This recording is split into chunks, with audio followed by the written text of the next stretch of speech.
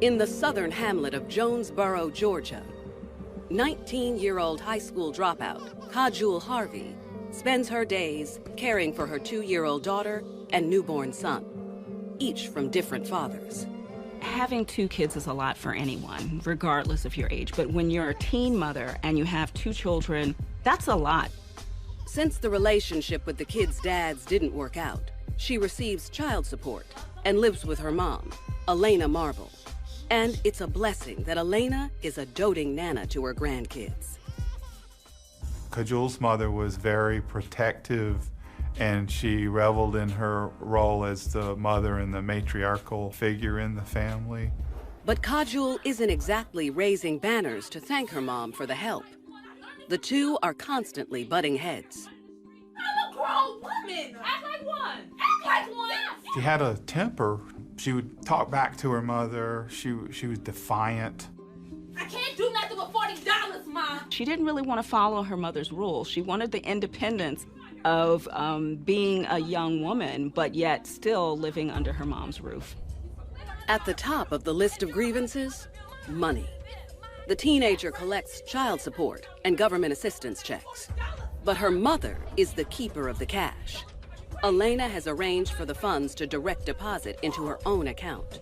Her check would come to Elena each month. She would parse it out for their rent to make sure that the children were fed. Elena just doesn't trust her irresponsible daughter's financial sense.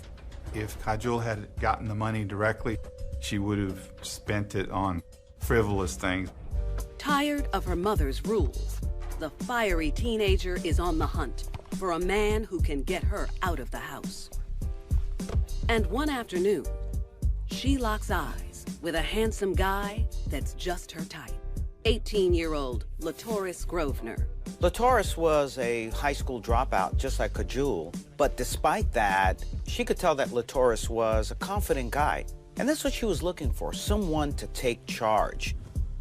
She instantly was attracted to him. It was almost like yin and yang.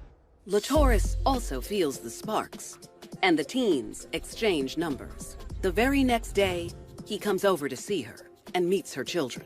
He connects with the little girl and connects with the little boy, and she is now seeing her fantasy. You know, here is a father figure for my children. Here is the family unit that I always wanted.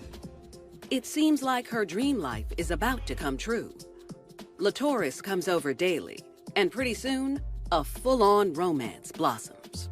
At the beginning of a relationship, what we typically see is 2 people sending the best part of themselves. They wanted to put together this idyllic family situation, even though they barely knew one another. But after a few months, it becomes crystal clear that happily ever after is only in fairy tales. Latoris was a very, very jealous boyfriend, and anytime Kajul sort of looked the other way or another guy showed interest in her, he just got on fire. Kajul's mom, Elena, sees that Latoris is far from a knight in shining armor.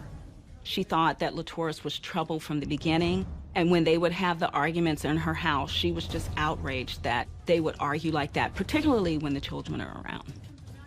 But she can't convince her little girl to leave her lover. Kajul had a very conflicted relationship with her mother. Because her mom really didn't like Latoris, I think that added more fuel to the fire for Kajul now wanting Latoris even more than ever. The young couple continues to fight as hard as they love. And pretty soon, Kajul discovers she is pregnant again. Latoris, he liked the 2 children, but they biologically were not his. And so when he found out that Kajul was pregnant with his baby, he was very excited about it. The pair daydreams about living together in their own home as a family, without her mother's nagging. But Elena is devastated. Elena didn't think it was a good idea for her to have yet a 3rd child at her age and her ability to continue to care for her children. Kajul's mother wanted her to terminate the pregnancy because she wanted her daughter to have nothing to do with Latoris. The pregnant teen must choose between her mother and her dream family. Here she is with 2 little babies receiving government assistance and child support. and a third on the way, Elena was like, I'm not having that, and I'm not going to continue to endorse that by having her live in my house. Kajal knows that her mom holds the purse strings, so reluctantly, she agrees to go through with the abortion. She didn't want to have the abortion. She wanted to have this idyllic family. But she also knew that her mother was the gatekeeper of the finances. And deep down inside, she knew that her mother was right.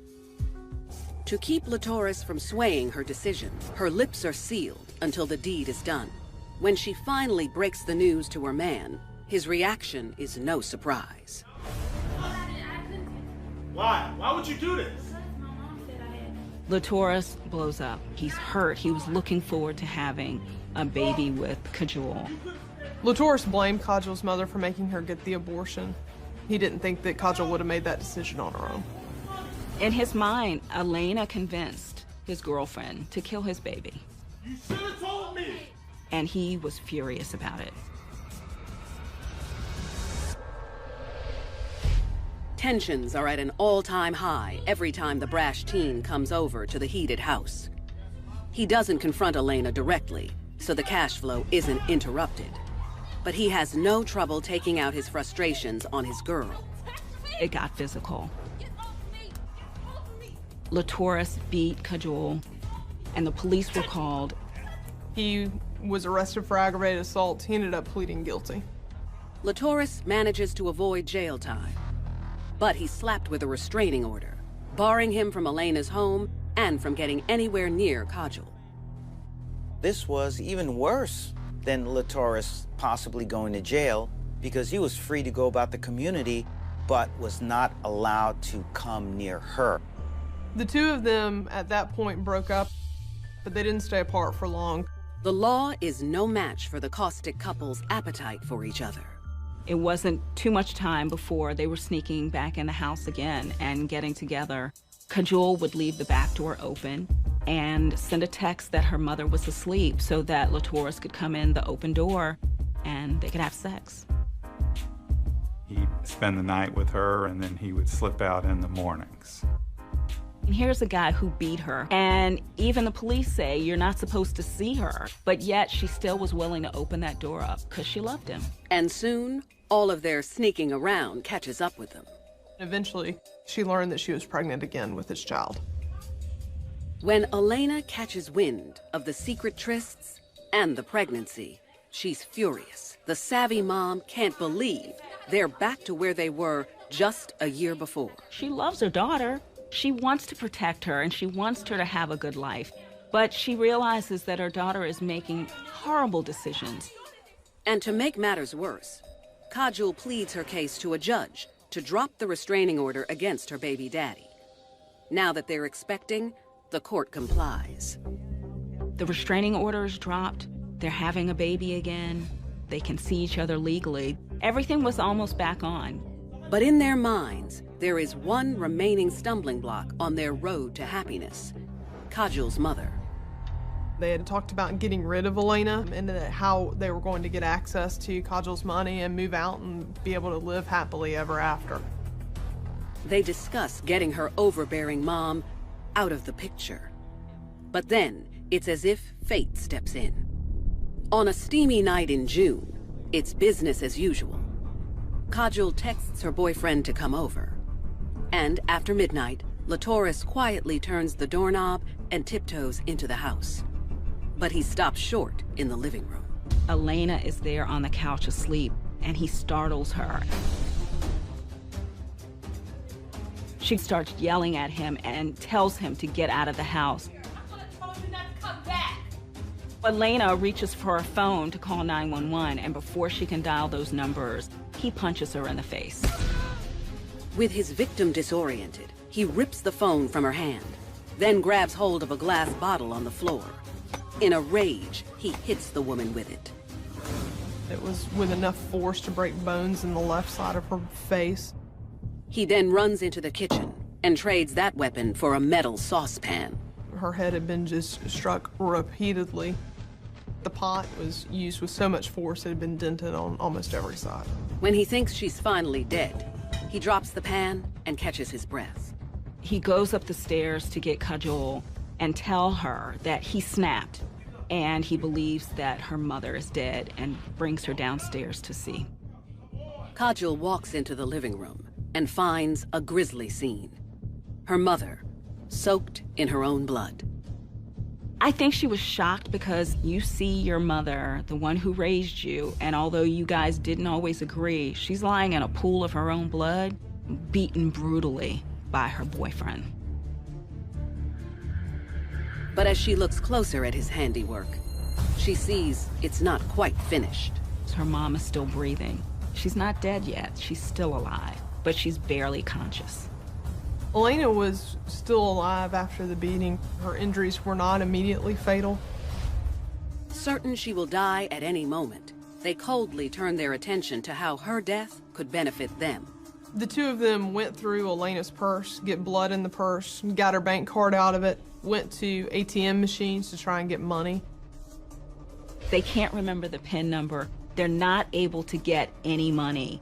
Dejected, they finally head home to dispose of her mom's body and cover their tracks. But to their surprise, when they arrive, Elena is still clinging to life. They put duct tape over her mouth, they wrap her up in a blanket, and they decide to put her in the trunk of her car. As they drag Elena's battered body to the parking lot, she doesn't struggle, and the couple figures this will be the final nail in the matriarch's coffin. They were hoping that if they put her in the trunk of the car, she wouldn't be able to breathe, and that would cause her to die. Just going through the act of murder, Kajal and Latoris were in some sort of emotional shock, and she just wasn't going to stop at this point. After ditching the car in an apartment complex across the street, Kajal and Latoris casually make their getaway on foot.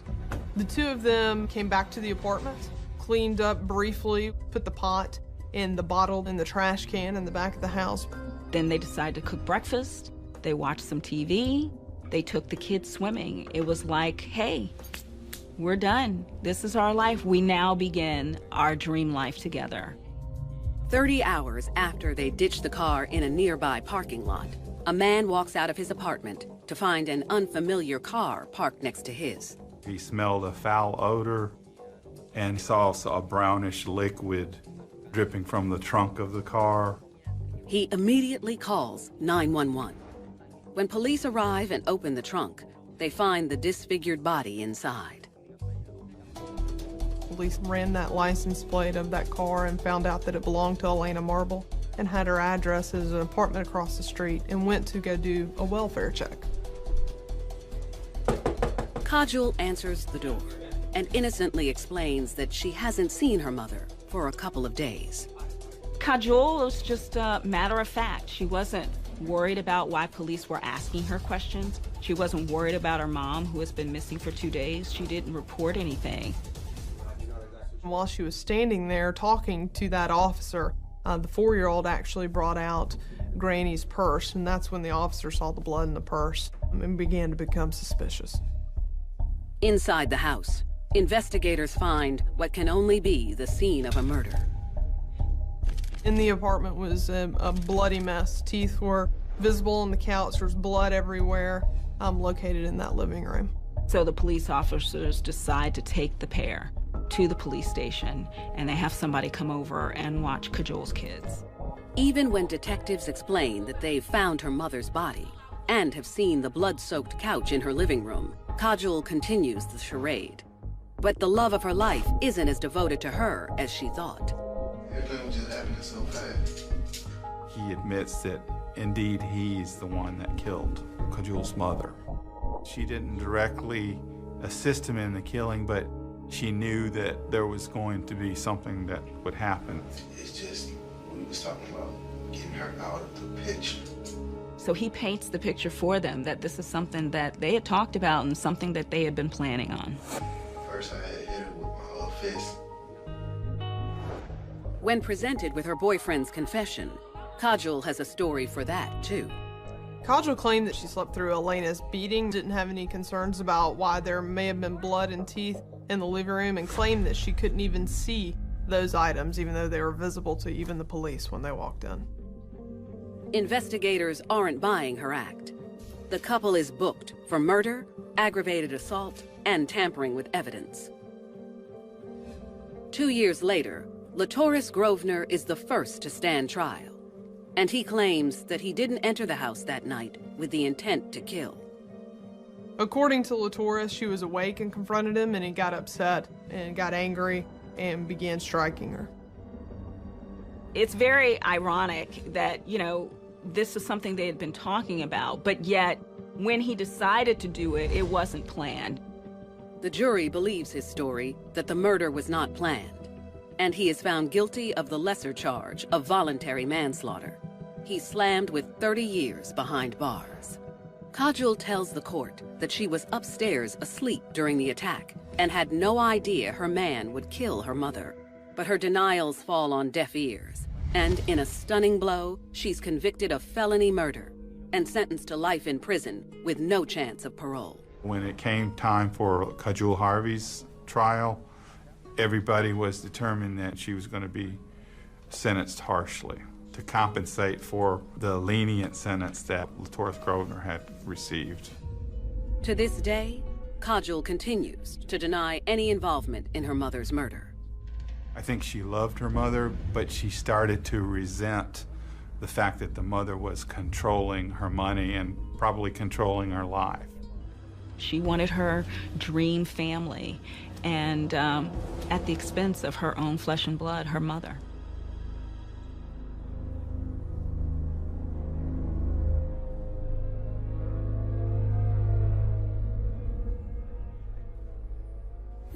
Kajol Harvey lost it all when she decided that her love for her man trumped her family. Across the Bible Belt in Crossett, Arkansas, Adrienne Green will get more than she bargains for when she trusts a handsome stranger with a quick smile. On the southern end of Arkansas, the tiny town of Crossett is where 30-year-old Adrienne Green calls home. Adrienne spent her entire life in Crossett. It's home to her, so she knows the ins and outs of the city there. We're talking about a small town. Everybody knows everybody. Everybody's in everybody's business. And everybody knows Adrienne as the woman with the incurable skin disease called vitiligo.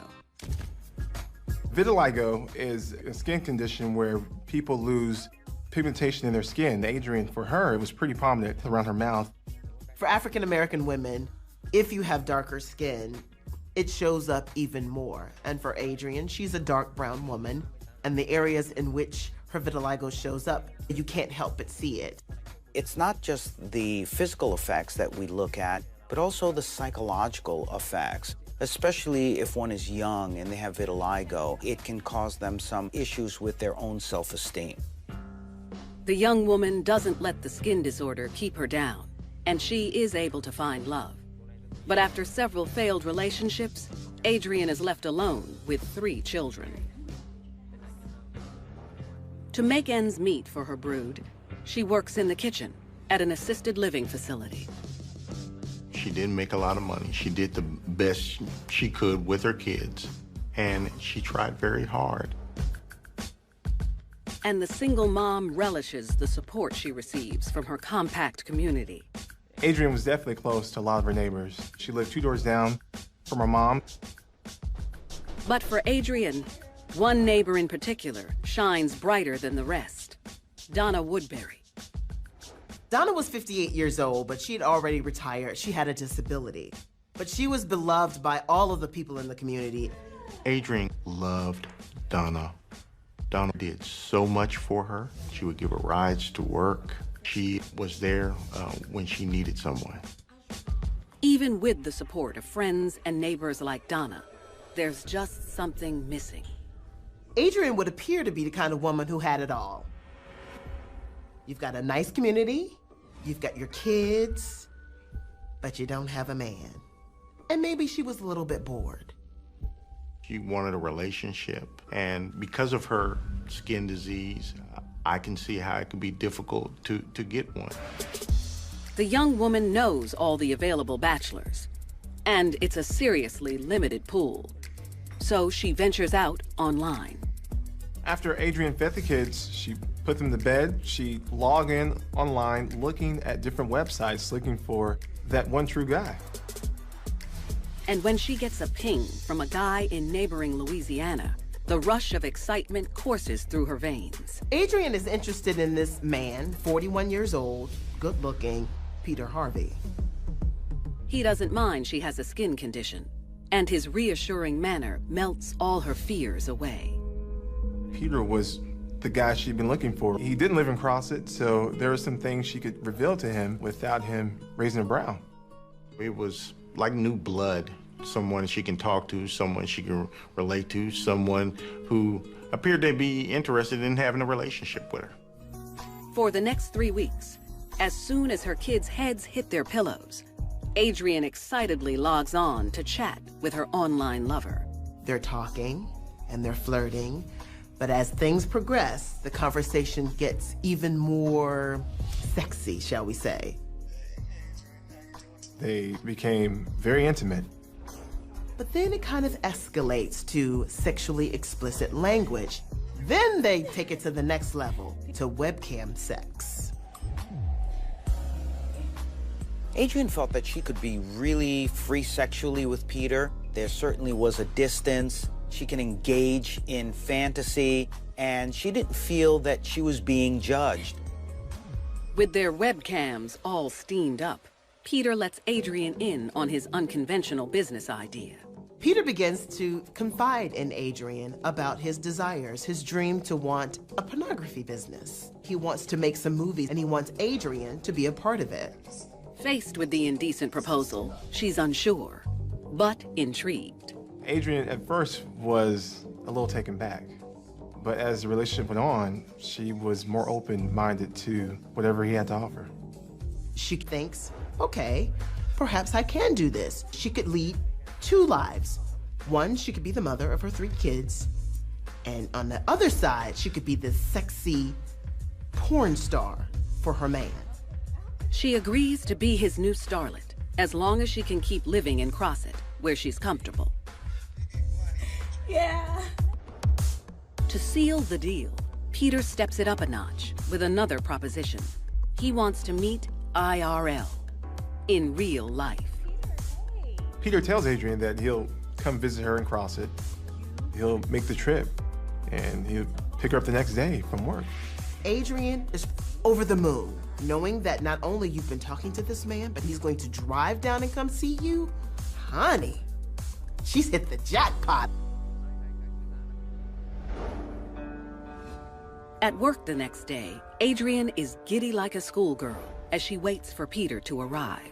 She can't wait. She wants to see him in person, to touch him, to feel him. She wants a romance and a long-lasting relationship, and it's starting to happen for her. And when he texts that he's right outside the assisted living facility, she can hardly contain her enthusiasm. She decided, you know what? I'm gonna make up an excuse to get off from work a little bit early so we can start these festivities. But when she rushes out to meet her hot, out-of-town boyfriend, she's in for a surprise. He isn't alone. Along for the ride is 26-year-old Kendall Nicholson, a small-time criminal from Mississippi. When Adrian sees this extra person, she's kind of shocked, surprised a bit. But he tells her that this is his friend who is part of his business, and so she goes along with it. They all 3 decide to go back to her house and hang out. That night, after her kids are asleep, Kendall drives to a nearby motel to give Adrian and Peter some much-needed space. It's the alone time that both of them have been waiting for. They had the opportunity to consummate their relationship. He was everything she could dream of, and then some. During a break in the passion, Peter pulls out a weapon, a gun that he shows Adrian. At first, he says it's just for protection, and he lets her hold it and even pull the trigger on the unloaded weapon. But when he sees the twinkle of titillation in her eyes, he reveals the real reason for the gun. You know that business idea I was telling you about? Robbing a bank. Peter explains to Adrian, I need to rob a small town bank in order to fund my pornography business. Inside, she's stunned by the revelation. But intoxicated by passion, she plays along. She doesn't care. Any faults he had, she was willing to overlook. The next morning, she sends her kids off to school, and the couple waits for a ride from Peter's business partner, Kendall Nicholson, so they can case banks around town. The trio are looking for not just any bank. They want a bank that's easy access, somewhere where there isn't much security, somewhere where they can get in and out, because they want this money and they want it fast. They were trying to see which one had the lowest security, the least amount of cameras, and had an easy way to get away. Dressed in a dapper suit, Peter goes inside to take a closer look at their options, while Adrian and Kendall wait in the SUV. Peter soon becomes frustrated because he's not finding what he's looking for. Back in the car, Adrian chimes in. Adrian suggests a bank that her good friend Donna goes to deposit her money. After looking it over, Peter decides this is the one. There's minimum security, and it offers a great getaway. Things are just happening so fast. Adrian is saying yes to everything. She's feeling really useful, but her better senses are just not there. It's almost as if she's in some sort of a movie plot, and she doesn't think it's real. The next morning, after another passion-filled night, Adrian is up with her kids at the crack of dawn. She sends them off on a day-long church-sponsored field trip, then turns her attention back to the heist. Kendall arrives at the home at around 7:30 a.m., and that's when they go off to a retail store to pick up some odds and ends. Adrian goes into the store alone and she buys 2 paintball masks and zip ties. With all their supplies in hand, Peter and Kendall drop Adrian back at home. At this point, Adrian is exhausted, so she sits down for a minute and eventually falls asleep.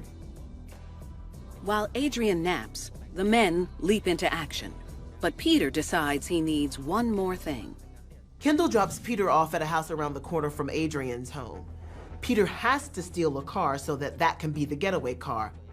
It so happens Donna Woodbury was coming out of her house, going to her car. He sets his sights on Donna, not knowing she's close friends with Adrian. She came out of her house at the wrong time. Give me your keys! Oh, no! He ambushes her, Shut up! Shut up! I'll kill you right now! points his gun at her, and tells her to be quiet. Donna is terrified out of her mind. Don't shoot me, please. She's screaming, she's yelling. He yelled at her to stop screaming, or that he would have to hurt her if she didn't. At gunpoint, he forces the woman into the trunk of her car, hops into the driver's seat, and makes his way to meet Kendall at his motel. But Donna refuses to stay quiet. She's banging on the door, she's screaming in the trunk, she's trying to do anything that she can to bring attention to herself. Shut up! Peter is infuriated that Donna's not listening to his demands. He is scared that he'll get caught before he's able to rob this bank and get this money. Enraged, he pulls over into the nearest driveway. He walks to the back of the vehicle, opens the trunk, sees a terrified Donna, Just hurry up and get up! rolls her out and tells her to be quiet. Shut up! Please. Shut up! Donna screamed for her life one more time. Kill you if you didn't shut up! Okay. I told you! That's when he puts the gun directly in her face. Her body fell limp onto the pavement. After killing an innocent woman in cold blood, Peter hurries back to the driver's seat of his getaway car to complete his mission. Unbeknownst to him, right across the street is a man who saw everything happen and decides to call 911. 911? Yeah, I have an emergency. I think there's somebody been shot at here. As police make their way to the scene, Peter hooks up with Kendall, and they head to the bank in the stolen car. When they arrive, they put on their masks and gloves, and then they make their move. They run into the bank. Peter's waving his gun around, telling everyone to get down on the floor. Kendall went straight to the teller. He demanded cash, but when she wouldn't give it to him, he punched her in the nose repeatedly. He breaks her nose in the process, and blood is all over the counter. Kendall then reaches over the counter into her drawer and takes some cash, about $20,000. Satisfied with the haul, the men take the money and run. The 911 operator in Crossett gets another frantic call, this time about the robbery. They didn't get all of it. There's somebody down on the floor. Is anybody hurt? I'm bleeding. You're bleeding? Yeah, they hit me. Okay, what's your name? This is Crossett, a really small town. This has got to be the most shocking crime spree they've ever seen. You've got a murder on one hand and a bank robbery on another. The men hit the road, fleeing for Louisiana. On the way out of town, Peter calls Adrian and wakes her up to give her the blow-by-blow. He tells her all about the bank robbery in detail, and he told her that the person that he got the getaway car from didn't cooperate and he had to kill them. Adrian can't believe her ears. Adrian had to be shocked that Peter actually went forward with his plans to rob the bank, but had no idea that things would turn deadly. When she actually found out that someone had been killed, she didn't sign up for that. No, I want no parts of this. And it only gets worse when Adrian hears who the victim is. When Adrian realizes that Peter has murdered her good friend Donna, she's torn apart. She's devastated. If Adrian knew that that was going to happen, she would have done everything in her power to prevent it.